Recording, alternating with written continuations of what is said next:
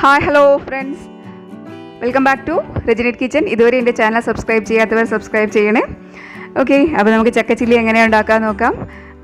അപ്പോൾ നമ്മുടെ ഇടിഞ്ചക്കയാണ് ഇപ്പം നമുക്ക് ധാരാളമായി കിട്ടുന്നുണ്ട് ചക്ക. അപ്പോൾ എന്തായാലും ചക്ക ചില്ലി ഉണ്ടാക്കാത്തവരാരും ഉണ്ടാവില്ല ഈ സീസണിൽ.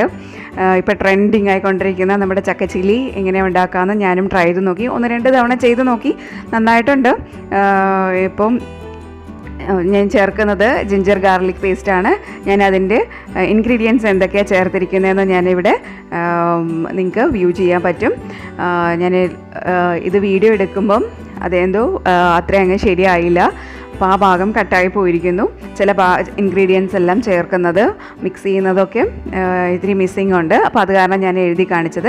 അപ്പോൾ ആ ഇൻഗ്രീഡിയൻസ് അതേ അളവിലാണ് ഞാനിവിടെ ചേർത്തിരിക്കുന്നത്. ഇതിലിപ്പോൾ കുറച്ചൊക്കെ എരിവ് കൂടിപ്പോയതുകൊണ്ട് ഓരോരുത്തരുടെ എരിവിനനുസരിച്ചിടാം. ഞാനിവിടെ കുരുമുളക് പൊടി ഉപയോഗിച്ചിട്ടില്ല, അത് വേണമെങ്കിൽ ചേർക്കാവുന്നതാണ്.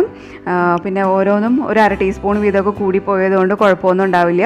ഓരോരുത്തരുടെ ടേസ്റ്റിനനുസരിച്ച് ഓരോന്നും ചേർത്തോളൂ. ഇത്രയും ഇൻഗ്രീഡിയൻസ് എന്തായാലും വേണമെങ്കിൽ കുരുമുളകും ചേർക്കാം. കുരുമുളക് പൊടി അല്ലെങ്കിൽ നമുക്ക് ഫ്രഷ് ആയിട്ടുള്ള കുരുമുളക് ചതച്ചതുണ്ടെങ്കിൽ അങ്ങനെയൊക്കെ ചേർക്കാവുന്നതാണ്.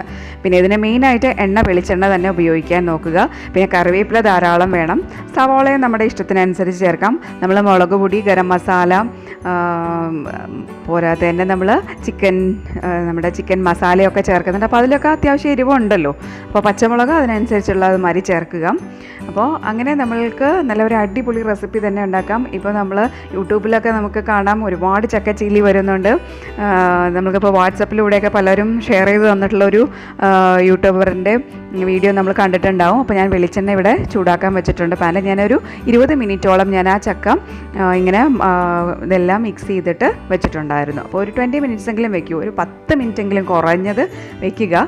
അപ്പോൾ അടിപൊളിയായിട്ട് തന്നെ ഉണ്ടാക്കാം. നമുക്ക് അതിൻ്റെ ഉള്ളിലൊക്കെ ഇച്ചിരിയൊക്കെ ഉപ്പ് പിടിച്ചു വരണ്ടേ. അപ്പോൾ എന്തായാലും അങ്ങനെ ചെയ്യുക. പിന്നെ വേറൊരു കാര്യം, വളരെ നൈസായിട്ട് തന്നെ നല്ല ചെറിയ കഷ്ണങ്ങളായിട്ട് നമുക്ക് ചക്കയുടെ പീസസ് അരിയാൻ നോക്കുക. അതല്ല വേണമെന്നുണ്ടെങ്കിൽ നമുക്കൊന്ന് ആവി കയറ്റി ഇഡ്ഡലി പാത്രത്തിൽ വെച്ചിട്ട് നമ്മൾ സാധാരണ വെള്ളം തിളപ്പിച്ചിട്ട് ഇഡ്ഡലി തട്ടിലൊന്ന് വെച്ച് ആവി കയറ്റി എടുക്കുകയാണെങ്കിലും അത്രയും നല്ലത്. അപ്പോൾ അധികം നമ്മുടെ ചക്കയുടെ ഫ്രണ്ടിലുള്ള ഭാഗമൊക്കെ നന്നായിട്ട് വേകും. താഴ്വശം കുറച്ച് പെട്ടെന്ന് നമുക്ക് മുരിഞ്ഞ് കിട്ടാൻ ഇത്തിരി പ്രയാസമാണെന്ന് തോന്നുകയാണെങ്കിൽ ഇച്ചിരി ഒന്ന് ആവി കയറ്റിയിട്ടൊക്കെ വേണമെങ്കിൽ നമുക്ക് ഇതുപോലെയൊക്കെ മിക്സ് ചെയ്ത് വെച്ചാലും മതി. അപ്പോൾ ഒരു അടിപൊളി റെസിപ്പി തന്നെയാണ്. അപ്പോൾ നമ്മൾ യൂട്യൂബറായ ജയ്ബുനിസ അല്ലേ, ജയ്ബുനിസ എന്നാണ് ആ ഇത്തയുടെ പേര്. അപ്പോൾ അവരാണ് ഇത് കൂടുതലായും ഹിറ്റായത്. യൂട്യൂബറിൽ ഏറ്റവും ഹിറ്റായത്, ചക്കച്ചില്ലി ഉണ്ടാക്കി ഹിറ്റായത് അവരാണെന്ന് തോന്നുന്നു. അപ്പോൾ എന്തായാലും അവർ ഷെയർ ചെയ്ത് തന്ന വീഡിയോ ആണ് ഞാനും കണ്ടത്. അപ്പോൾ അതങ്ങനെ കൈമാറി നമ്മൾക്ക് ഒരുപാട് പേര് ആ വീഡിയോ തന്നെ ഇങ്ങനെ വാട്സപ്പിൽ ഇട്ട് തന്നുകൊണ്ടിരുന്നുണ്ടായിരുന്നു. അപ്പോൾ അല്ലാതെ കാണുമ്പോഴും ഒരുപാട് പേര് ചക്ക ചില്ലി ഇട്ടിട്ടുണ്ട്. ഇപ്പോഴത്തെ നമ്മളുടെ ഒരു ലോക്ക്ഡൗൺ കാലയളവിൽ തീർച്ചയായും നമുക്ക് നമ്മുടെ നാടൻ വിഭവങ്ങൾ ട്രൈ ചെയ്യാൻ ഒരുപാട് പേര് ശ്രമിക്കുന്നുണ്ട്. ഏതൊക്കെ രീതിയിൽ ഇതിനെ മാറ്റിയെടുക്കാം എന്നുള്ളൊരു ഭാഗം എല്ലാവരും ചിന്തിക്കുന്നുണ്ട്. ഞങ്ങളിവിടെ ഒരു ഓണത്തിന് 2 വർഷം മുമ്പ് 3 വർഷം മുമ്പ് ഒരു ഓണത്തിന് ഞങ്ങൾ മറൈൻ ഡ്രൈവിൽ ചെന്നപ്പം അവിടെ ചക്ക സദ്യ എന്നുള്ള ഒരു വിഭാഗം തന്നെ ഉണ്ടായിരുന്നു. അപ്പോൾ എല്ലാ വിഭവവും ചക്ക കൊണ്ടുണ്ടാക്കിയതാണ്.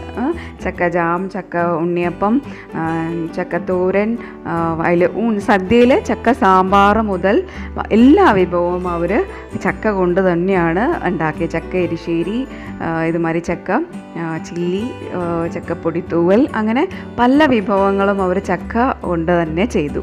ചക്ക പായസം, അപ്പോൾ ചക്കപ്രഥമൻ, അങ്ങനെ ഒരുപാട് വിഭവങ്ങൾ അവർ ചക്ക കൊണ്ട് ഉണ്ടാക്കിയിട്ടുണ്ടായിരുന്നു. ഒരു ചക്ക സദ്യ തന്നെയായിരുന്നു അവർ അതിനൊരു പേര് കൊടുത്തിരുന്നത്. എല്ലാ വിഭവങ്ങളും ചക്ക കൊണ്ട് തന്നെ.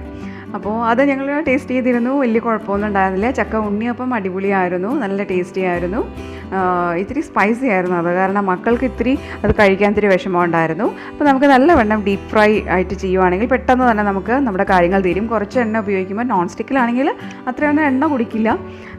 ഞാനിതിൽ ആദ്യം സവാള, പച്ചമുളക്, കറിവേപ്പില ഇതൊക്കെ ഇട്ടിട്ട് ആദ്യം ഒന്ന് വഴറ്റി മാറ്റി വെച്ചു. അപ്പോൾ ആ എണ്ണയിൽ തന്നെ വഴറ്റി എടുക്കുമ്പോൾ നല്ലൊരു ടേസ്റ്റ് കിട്ടും. അപ്പോൾ നമ്മളിതിൽ ഉള്ളി എന്തായാലും അരച്ചൊന്നും ഒന്നും ചേർക്കുന്നില്ലല്ലോ ചില്ലിയിൽ. അപ്പോൾ ഫ്രൈഡ് ആയിട്ട് മാത്രമേ ഇടുന്നുള്ളൂ. കുറച്ച് വേണമെങ്കിൽ പച്ചയ്ക്കും ഇടാം. അങ്ങനെയൊക്കെ നമുക്ക് ചെയ്യാവുന്നതാണ്. അപ്പോൾ ആ ചില്ലിയുടെ ടേസ്റ്റ് നല്ലോണം കൂടും. അപ്പോൾ ഞാൻ ആദ്യം ഒന്ന് ഫ്രൈ ചെയ്തെടുത്ത ആ സവോളയുടെ എണ്ണയിൽ തന്നെയാണ് ഇതെല്ലാം ഫ്രൈ ചെയ്തെടുക്കുന്നത്. അപ്പോൾ ഒരു അടിപൊളി ടേസ്റ്റായിട്ട് എനിക്കും തോന്നി. അപ്പോൾ എല്ലാവരും ട്രൈ ചെയ്ത് നോക്കും. കുറച്ച് നല്ലവണ്ണം കൂട്ടിയാനായിട്ട് മൈദ കുറച്ച് അധികം ചേർക്കാവുന്നതാണ്. അപ്പോൾ എല്ലാം ചേർക്കുന്നത് നമ്മൾക്ക് ഇന്ന ഐറ്റംസ് എന്നാണെന്ന് പറയാൻ പറ്റുന്നത്. അപ്പോൾ ഓരോരുത്തരും എടുക്കുന്ന അളവുകൾ വ്യത്യാസം ഉണ്ടാവുമല്ലോ. ഇപ്പോൾ ചക്ക ഞാനിപ്പോൾ ഇത്രയും എടുത്തു, അതിന് വേണ്ടി മാത്രമായിട്ടുള്ള ഇൻഗ്രീഡിയൻസ് ആണ് ഞാൻ പറയുന്നത്. അപ്പോൾ നിങ്ങളിപ്പോൾ ഇത്രയും എടുക്കണമെന്നില്ല. അപ്പോൾ ഇൻഗ്രീഡിയൻസ് എല്ലാം കുറയ്ക്കാം. ഇപ്പോൾ എന്നെ സംബന്ധിച്ചോളം ഒരു 1/2 കിലോ, ഒരു ചെറിയൊരു ചക്കയെങ്കിലും എല്ലാവരും ഉണ്ടാക്കുമായിരിക്കും. അപ്പോൾ ചൂടായിട്ട് കഴിക്കുകയാണെങ്കിൽ ഇത് നല്ലോണം ഓടും. അപ്പോൾ എല്ലാവർക്കും ഇഷ്ടമാവും. അപ്പോൾ എല്ലാവരും ട്രൈ ചെയ്ത് നോക്കൂ. ഒരിക്കലെങ്കിലും നമുക്ക് ചക്ക ചില്ലി ഒന്ന് പരീക്ഷിക്കാം. ഒരു 4 മണി പലഹാരമായിട്ട് വേണമെങ്കിലും നമുക്ക് ചായയുടെ കൂടെ കഴിക്കാം. ഊണിന് മുമ്പും ഊണിന് ശേഷം ഊണിന് കൂടെയും ഒക്കെ കഴിക്കാവുന്നതാണ്.